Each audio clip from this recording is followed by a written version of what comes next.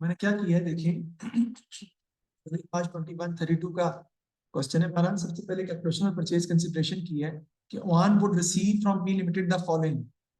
Ordinary share वो ले रहा है 4,50,000 रुपए की, ठीक है जी। और motor vehicle net book value इसकी 20,000 है, वो 28,000 पे टेक ओवर हो रहा है। 28,000 ले रहा है, मोटर व्हीकल 28,000 की ले रहा है। और कैश जो है वो 60,000 पे।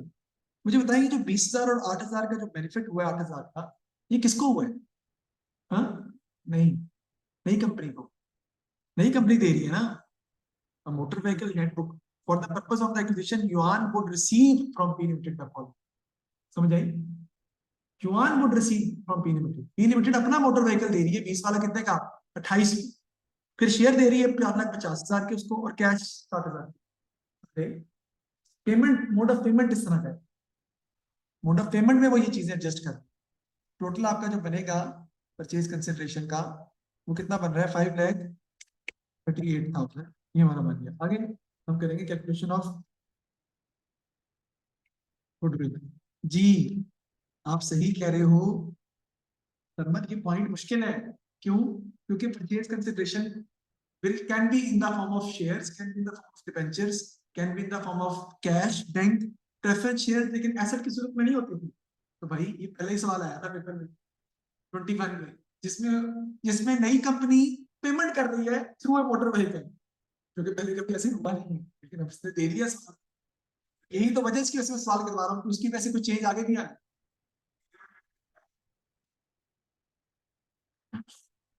पी लिमिटेड के जो मोटर व्हीकल है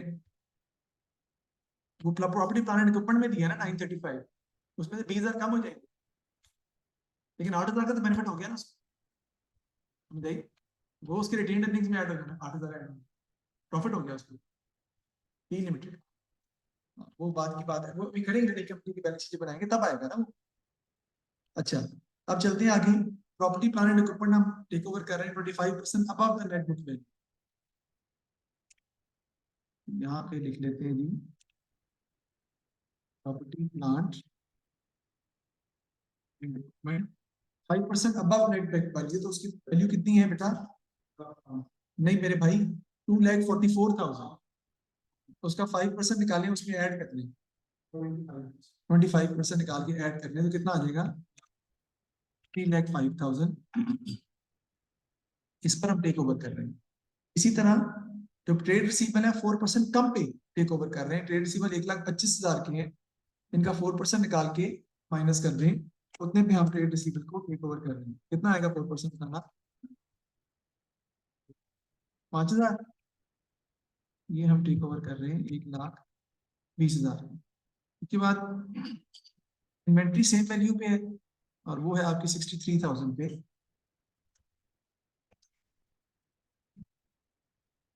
तो आपको कैसे पता है कि इन्वेंट्री जो है 63,000 पे टेक ओवर हो रही है?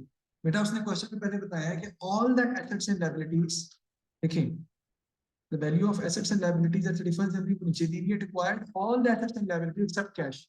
सारे टेक ओवर किया, इन्वेंट्री उसी वैल्यू पर टेक ओवर कर रहा है, इस पे लिखी हुई, और ट्रेड पेबल्स भी टेक ओवर कर रहा है। लेकिन देख लें हम, वैसे ट्रैक में नहीं किया हमारा, हमने टेक ओवर ना किया हो, सारे आ गए। ठीक है, इसका कर लेंगे बेटा टोटल कितना आता है जी?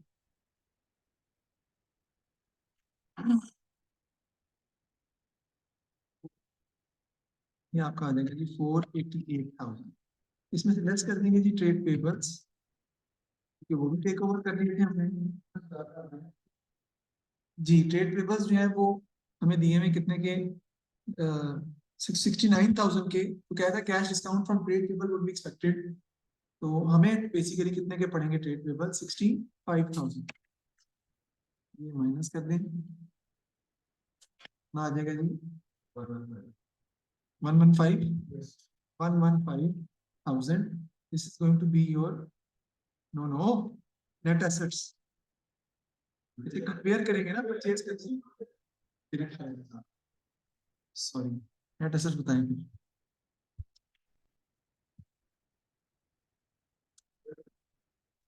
जी ठीक है, 423,000। परचेज कंसिडरेशन जो हमारी डिसाइड हुई है बेटा, वर्किंग करनी तो प्रॉफिट शो है ना, वो हमारी डिसाइड हुई थी कितनी? 5,38,000। इसका मतलब है हम पेमेंट ज्यादा कर रहे हैं, कितनी? 115,000 000 हम ज्यादा पे कर रहे हैं, that is basically because of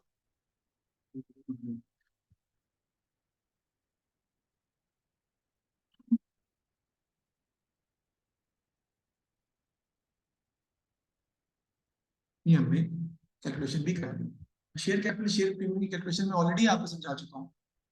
तो 3 लाख इंटू 1 का शेयर कैपिटल है और 3 lakh into 0.5 which is going to be the share premium of 1,50,000। ये लिख लें। इसमें ईमान कोई मसला है तो बताएं मुझे। ईमान आपको कोई मसला है तो बताएं जी। Very good question. देखो बात असल में ये है कि एक्सपेक्टेड का मतलब ये है कि जो नई कंपनी है ना, उसको वो 4,000 रुपया पे नहीं करना पड़ेगा। इसका मतलब है नई कंपनी के पास जाके जो ट्रेड पेबल्स बन रहे हैं वो 4,000 रुपये कम हो गए, ऑटो 65,000 हो गए। अब अगली बात देखो तो एक्सपेक्टेशन की तुमने जो बात बोली है कि जो प्रोविजन फॉर डाउटफुल डेट होता है 4%, ये भी एक्सपेक्टेड ही होता है। ये कौन सा हमारा डेड लॉस होता है, हम खुद लॉस पहले रिकॉर्ड। इसी तरह ट्रेड पेबल भी कैश डिस्काउंट और 4,000 फ्रॉम ट्रेड पेबल एक्सपेक्टेड, वो भी हम इसी वजह से पहले से कि हमें उतना बेनिफिट हो गया है। फ्यूचर बेनिफिट आप कह सकते हो कि आ जाएगा, सही कह रहे हो। लेकिन बिजनेस परचेज के अंदर ये देखो, the value of asset and liabilities of Yuan was agreed as, agreed हुए हैं सब कुछ। अच्छा जी। अब उसके बाद क्या कहते हैं आगे क्वेश्चन में, हमने क्या करना है, कहते हैं जी एक्सप्लेन हाउ परचेज गुडविल में arise. Purchase goodwill is basically the difference of the value of net asset and the purchase consideration, या whatever amount we are making, we are paying over and above the net asset of the business, that is going to be the purchase goodwill. Calculate the amount of purchase consideration by P Limited to Yuan, कर लिया हमने।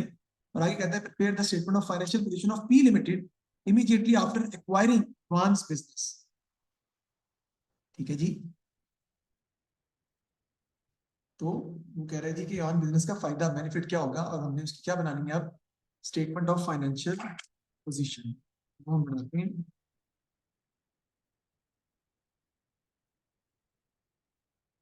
उसमें आपको पता ही है कि आपकी non current assets आ जाती हैं और करंट एसेट्स आ जाती हैं, सारी हम इसको रिकॉर्ड करेंगे। यहाँ तक कोई मसला हो ईमान को बताएं, लिहा मुझे बताएं, इसलिए कि ईमान को प्रॉब्लम है तो बताएं ताकि मैं आगे चलूँ। फिर ये जरा मुश्किल चैप्टर है तो जरा थोड़ा पार्टिसिपेट कर दिया करें, बल्कि मैंने कहना भी था ये थोड़ा आप लोग ना हाँ ना में जवाब जरूर दिया करें, ताकि मुझे पता चलता रहे कि समझ आ भी रही कि नहीं आ रही, मैं अकेला ही बोलता रहता हूँ। वैसे आप लोग पार्टिसिपेट करते थे हमेशा से ही, अभी कुछ पिछले वीक में थोड़ा आपने कम पार्टिसिपेट किया और मैंने भी परवाह नहीं की, इसलिए मैं बीमार था।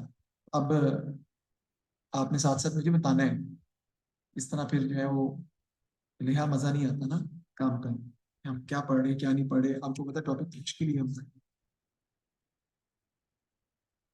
नॉन करंट एसेट सबसे पहले लिखेंगे हम। कैसे आएंगे नॉन करंट एसेट, आपको पता होना चाहिए। एक वो नॉन करंट एसेट्स जो पी लिमिटेड हमें, पी लिमिटेड के पास पहले से पड़े हुए, और एक वो जो वो एक्वायर कर रही है, दोनों को ऐड करके रखना पड़ेगा ना। सर इस सवाल में रियलाइजेशन अकाउंट तो बनाया नहीं आपने, सर इस सवाल में पार्टनर्स कैपिटल अकाउंट तो बनाया नहीं आपने, भाई नहीं जरूरत ना, क्योंकि वो सेलिंग पॉइंट ऑफ व्यू से सवाल पूछा नहीं गया आपसे। वर्किंग आपको करनी पड़ी है, वो एक अलग कहानी है, लेकिन selling from the selling business point of view से क्वेश्चन की रिक्वायरमेंट नहीं थी, वरना मैं रियलाइजेशन अकाउंट जो है वो बनाता है, इसमें बन सकता है। पार्टनर्स कैपिटल अकाउंट जो एक बंदे का है वो भी बन सकता है, कहा नहीं बनाने को, इसलिए मैं नहीं बना, ये बात नहीं कि बन नहीं सकता, कुछ हो सकता है इसमें as it is, but that question will be very easy if it will be asked in the question, तो ना बहुत आसान बनेगा, क्योंकि रिलेशन अकाउंट के अंदर सिर्फ वो ऐसे सारे टेक ओवर कर रहा है, तो हमने कुछ नहीं बेचना ना हमें कुछ पे करना, तो बहुत सिंपल सा बनेगा ना, कोई टेक ओवर हो रहा है, इसलिए उसने, और पार्टनर्स कैपिटल अकाउंट भी जो बनेगा वो एक ही बंदा है, उसी का जो है वो बन जाएगा। ये आपका आ जाएगा जी प्रॉपर्टी प्लांट एंड इक्विपमेंट। देखते हैं जी प्रॉपर्टी प्लांट एंड इक्विपमेंट हमारा कितना आता है। अगर आप गौर करें तो 9,35,000 का ये दिया हुआ है, और जब टेक ओवर कर रहे हैं कौन से कहाँ से उठाएंगे। हाँ जी, कैलकुलेशन ऑफ गुडविल से डाटा उठाते हैं, आप याद रखिए, इसलिए मैं बार बार बता रहा हूँ।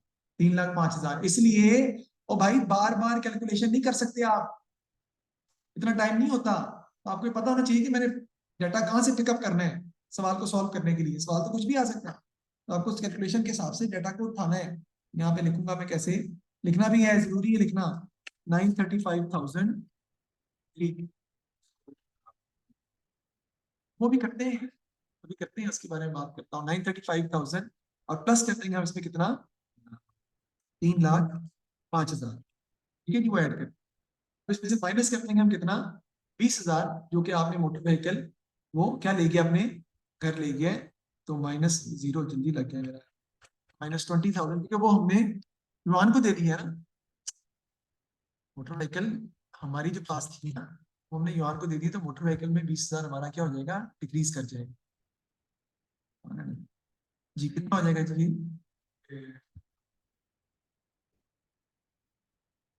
1220000, ठीक है। नेक्स्ट आप क्या आ जाएंगे जी, ओह गुडविल, गुडविल लग लिख लेते हैं इंटेंजिबल के नाम से,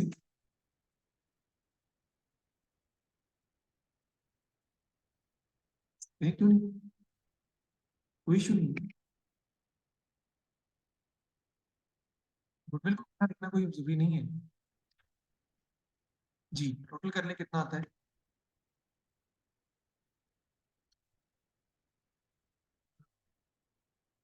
5,000,000। नेक्स्ट आपका आ जाएगा जी करंट एसेट्स।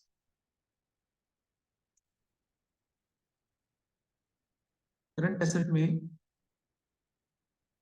सबसे पहले आप ही क्या आ जाते हैं, इन्वेंट्री,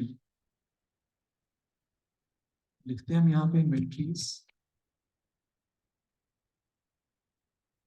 इन्वेंट्री में देखते हैं बेटा, उसकी अपनी जो इन्वेंट्री है पहले से पड़ी है उसके पास, किसकी, पी लिमिटेड की, वो कितनी है, 1,95,000 की, और जो हम टेक ओवर कर रहे हैं वो कितनी है, 63,000 की। बैलेंस शीट से नहीं पानी, यहाँ से देखना है, गलत हो जाएगा वरना।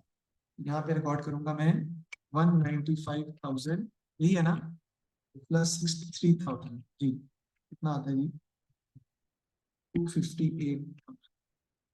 इन्वेंट्री के बाद आपका सेकंड जो करंट एसेट आता है वो ट्रेड रिसीवेबल है। ट्रेड रिसीवेबल हम देखते हैं कि हमारे पास पहले से कितने दिए हुए जो अवेलेबल है, वो ट्रेड रिसीवेबल यानी कि पी लिमिटेड के 3,12,000 है, और जो टेक ओवर कर रहे हैं हम ट्रेड रिसीवेबल युवान के, वो 1,20,000 के।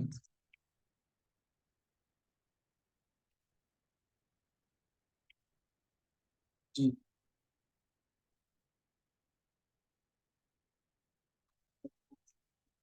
उसके बाद आपका आ जाता है जी कैश एंड कैश इक्विवलेंट। देखते हैं जरा, बेटा उसने क्वेश्चन में बताया था कि कैश एंड कैश इक्विवलेंट हम टेक ओवर नहीं कर रहे, 11,000 का, वो पार्टनर्स कैपिटल अकाउंट के पास ही रहेगा, वो युवान के पास ही रहेगा।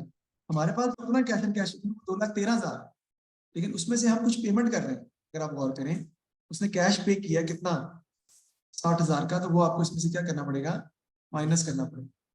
2,13,000 माइनस 60,000 कितना आ जाएगा आपका, 153,000। इसका टोटल कर लेते हैं हम,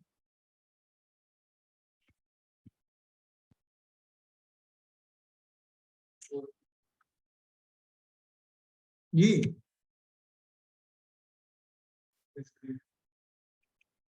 ठीक है, ऐड करें, इसमें कितना आता है टोटल एसेट्स, 178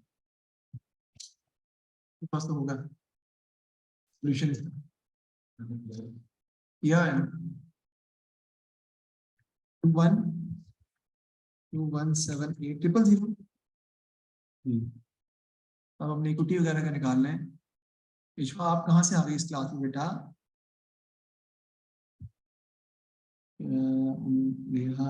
इश्मा आप बेटा चली जाए क्लास से, आपका क्लास नहीं है ये, आपकी तो क्लास शुरू होनी 8:30 बजे, मैंने आपसे कहा। चलो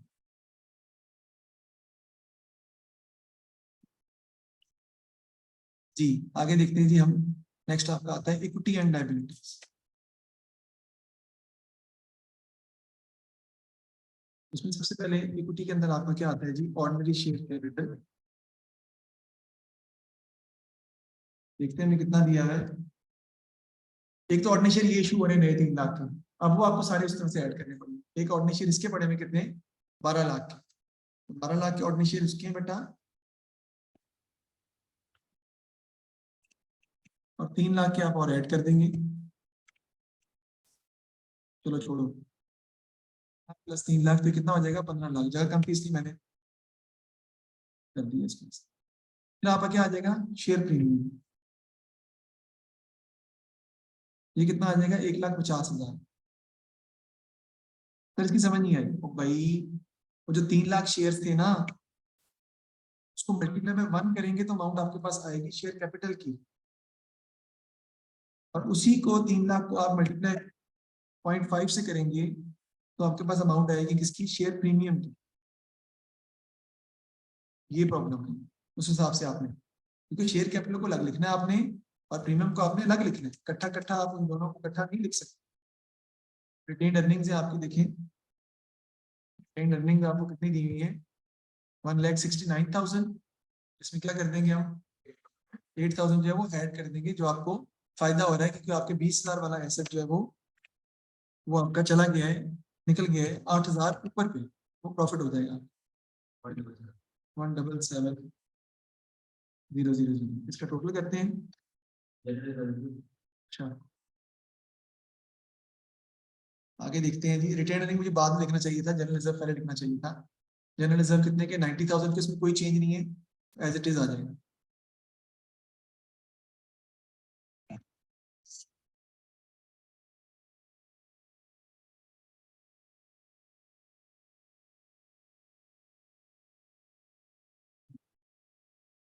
कितना आ रहा है,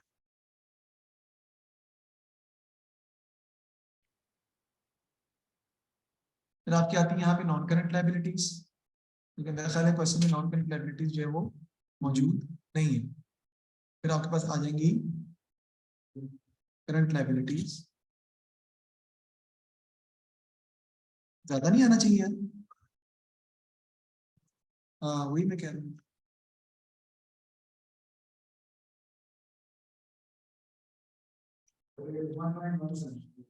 1917, ठीक है।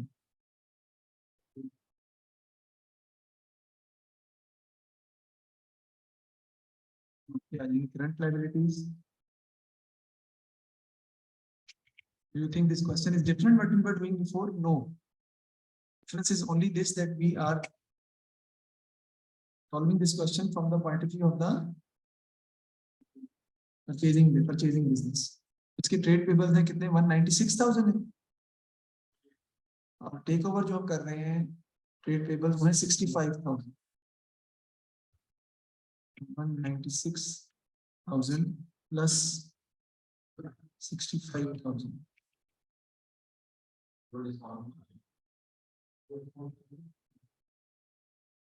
हम करके कितना आता है, 261,000, वो हम इसमें क्या कर लेंगे, ऐड कर लेंगे, सही है। ये आपका आ जाएगा 178,000। अच्छा अब इसमें एक इम्पोर्टेंट, ये यहाँ तक मैंने कर दिया, कोई मसला तो बताएं, समझ मेरे ख्याल है आपको आ गई है। लेकिन एक बात से में याद रखिएगा, इस क्वेश्चन में हो सकता है कि आप जब सवाल कर रहे हो तो आपसे गलती हो जाए कि ये जो 8,000 की वर्किंग है रिटेन अर्निंग बने, तो कोई बात नहीं, अगर 8,000 के आपसे एक नंबर आपका कट भी जाता तो कोई क़यामत नहीं आ जाएगी। आपने 8,000 से आपकी बैलेंस शीट इक्वल नहीं आ रही और आपके जहन में ये नहीं आ रहा कि 8,000 कौन सा है, तो कोई ऐसी परेशानी वाली बात नहीं है, एक नंबर से कोई फर्क नहीं पड़ता, बिकॉज ये एक नया पॉइंट था जिसने नए पेपर में कुछ ना कुछ डालता है नया, तो आपको उस हिसाब से भी चीजों को सॉल्व करना पड़ता है, देखना पड़ता है। तो ये हमने क्वेश्चन जो है ना अपना सॉल्व किया है। देख लो ईमान, इसमें कोई मसला है ईमान, नेहा तो मुझे बता दें आप। आगे हम क्वेश्चन में क्या कहता है, बैलेंस शीट 13 नंबर की, director consider that acquiring Yuan's business can bring future economic benefits to P limited, explain how acquiring Yuan business can bring the benefit to P limited. Right, economy of scale के बारे में आप बात कर सकते हैं ना भाई, अब वो बल्क में खरीदेगा, जारी बात है, अगर उसका बिजनेस जो है वो इंक्रीज करके है, सेल भी उसकी बढ़ जाएगी, प्रॉफिट जो है उसका बढ़ जाएगा। 6 नंबर में 3 पॉइंट बहुत है, बस ये कोशिश करेंगे पॉइंट लिखकर थोड़ा सा एक्सप्लेन करके थोड़ा सा, यानी अगर आप एनालिसिस नहीं भी करते तो एप्लीकेशन जरूर बता दें कि भाई किस वजह से उसको फायदा होगा। फिर क्या है, he will enjoy status of the large business, company का स्टेटस हो जाएगा ना उसका। फिर ये कि लोन लेना आसान हो जाएगा, सो ट्रेडर को तो लोन को देता नहीं है, कंपनी होगी तो लोन लेना आसान हो जाएगा उसके लिए फ्यूचर में। ठीक है जी, लेस, लेकिन डिसएडवांटेज भी है, लेकिन हम तो बेनिफिट्स फ्यूचर है ना, सिर्फ हम बेनिफिट्स के वाले से सिर्फ बात करेंगे, जो भी कंपनी के फायदे हैं वो आप सारे बयान कर देंगे तो ऑटोमेटिकली एडजस्ट होंगे। परपेचुअल सक्सेशन है, कॉमन सील है। ठीक है जी, ये क्वेश्चन हमने सॉल्व कर लिया। अब इससे नेक्स्ट क्वेश्चन जो है, इसको घर में देख लीजिएगा नेक्स्ट क्वेश्चन को, और घर में हो जाएगा नेक्स्ट क्वेश्चन आपसे। उससे नेक्स्ट क्वेश्चन मैं कल आपको खुद कराऊंगा। और उससे नेक्स्ट क्वेश्चन ये देखिए, एमी एंड बेथ और एक्सटर्नल ये भी आपने घर में करना है। आप लिखें।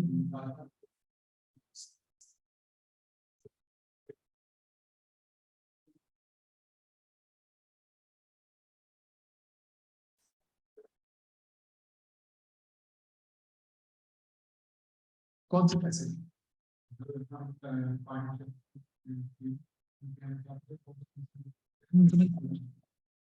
मसला ये होता है कि आपके टोटल पैसे बनते हैं जो कि पार्टनरशिप बिजनेस को सेल करने के बाद आपके जो पैसे बनते हैं जो आपको मिलने चाहिए पार्टनर्स के हिसाब से 1 लाख, जबकि आपको जो शेयर मिल रहे हैं वो 1,20,000 के मिल रहे हैं।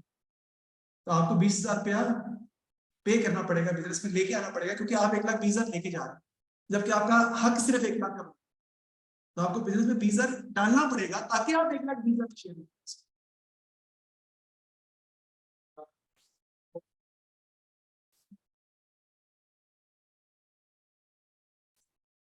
डिडक्ट नहीं हो रहे उनका, उनका कैपिटल लॉस हो रहे हैं, क्योंकि जितने अमाउंट की बनती थी वो हम कैपिटल अकाउंट के बदले हमको शेयर इशू कर देते हैं, यानी कैपिटल एक लायबिलिटी खत्म हो, कैपिटल पे तो लायबिलिटी है, और शेयर कैपिटल की लायबिलिटी जो बढ़ जाएगी कंपनी। यार देखो मेरी बात, 1,20,000 पार्टनर्स को पे करना था बिजनेस में, अब वही 1,20,000 कंपनी ने पे करना है पार्टनर्स को एज शेयर होल्डर्स। उनका जो पार्टनर्स कैपिटल था वो पार्टनर शेयर कैपिटल बढ़ गया।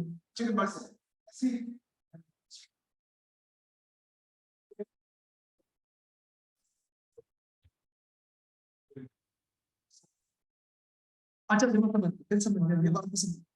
देखो जिस तरह आप एसेट्स को ऐड करते हो, नई कंपनी की बैलेंस शीट बनाते हैं, तो जो एसेट्स टेक ओवर होते हैं वो हम ऐड नहीं करते, उसी तरह जो आप शेयर्स वगैरह भी इशू करते हैं ये आपको शेयर कैपिटल और लायबिलिटी साइड पर ऐड करना पड़ेगा। इवन ट्रेड पेबल्स ऐसे बिल्कुल नहीं कर रहे, सही है, तो जरूरी तो नहीं कि आप पेमेंट पैसे भी करेंगे, कोई जरूरी नहीं। any kind of payment can be paid through shares, through debentures, through any other form। अभी मोटर वेहिकल भी फॉर्म में पे हो रहा है, इस पर्सन में जो बहुत ही मुश्किल डिफरेंट है, वो हो सकता है। एमी और बेथ का सवाल भी करना है आपने, उसके बाद नेक्स्ट एमी और बेथ, ये अक्टूबर नवंबर में से 31 है। फिर वेम्बो और बॉब सी लिमिटेड है, ये सवाल करना है आपने बेटा, ये आपका है अक्टूबर नवंबर 17, अक्टूबर नवंबर 1733, ये करना है आपने अक्टूबर नवंबर 1733। कब का है जी? ये अक्टूबर नवंबर 1931।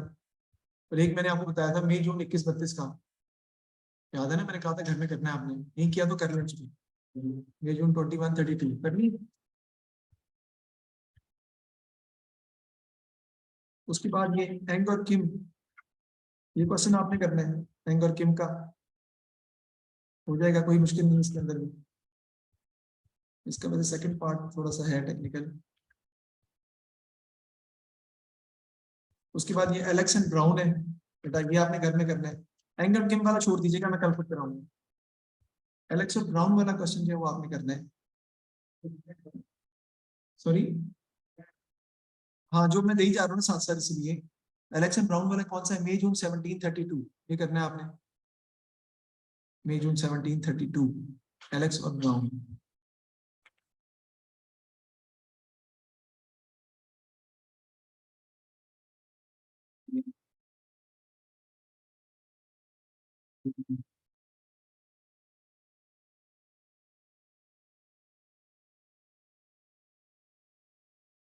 अक्टूबर नवंबर 11-42 है, ये कर लें, ये हो जाएगा। अक्टूबर नवंबर 1142, अक्टूबर नवंबर 1142, अक्टूबर नवंबर 1142 आपने करना है। इसी तरह अक्टूबर नवंबर 1143 ये भी करना है आपने।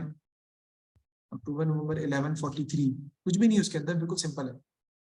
अक्टूबर नवंबर 1142 है, अक्टूबर नवंबर 1143 है, बस काफी है। बाकी आगे मैं पुट कराऊंगा, और वो जो दूसरा क्वेश्चन है उसको मैं भी देख लेता हूँ, जो किम वाला है। ये बस करें, काफी है, मैं करवा दूंगा।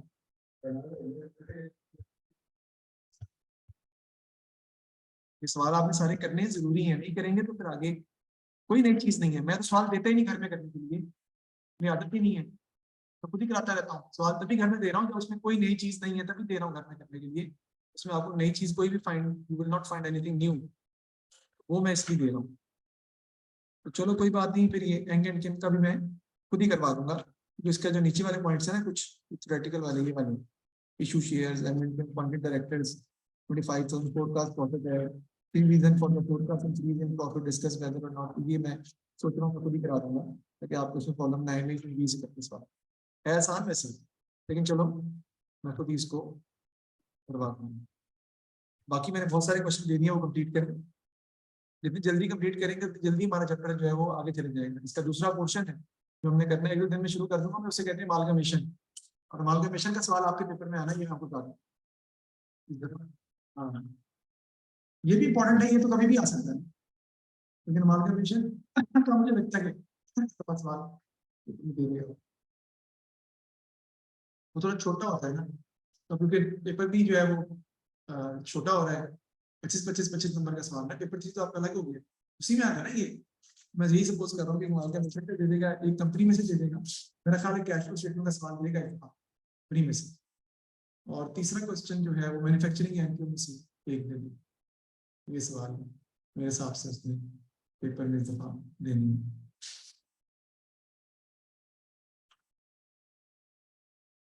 ठीक है जी, फिर कोई मसला है लेना ईमान तो बता दें मुझे। और ईमान आप कल आएंगी इधर बुक लेने या नहीं आएंगी? जी सर, कल आऊंगी। चले जी, मुबारक हो। हमारे लिए तो ऐसे ही है जैसे हमारी ईद हो जाएगी।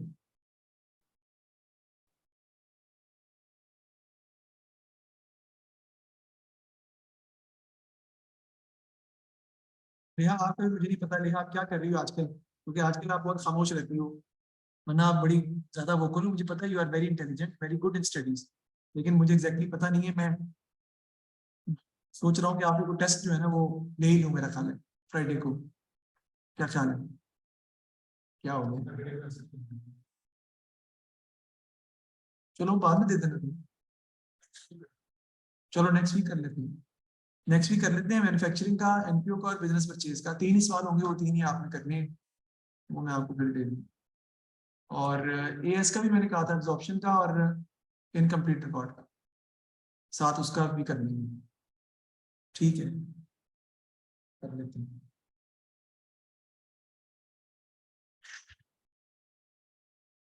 जी, अल्लाह हाफिज।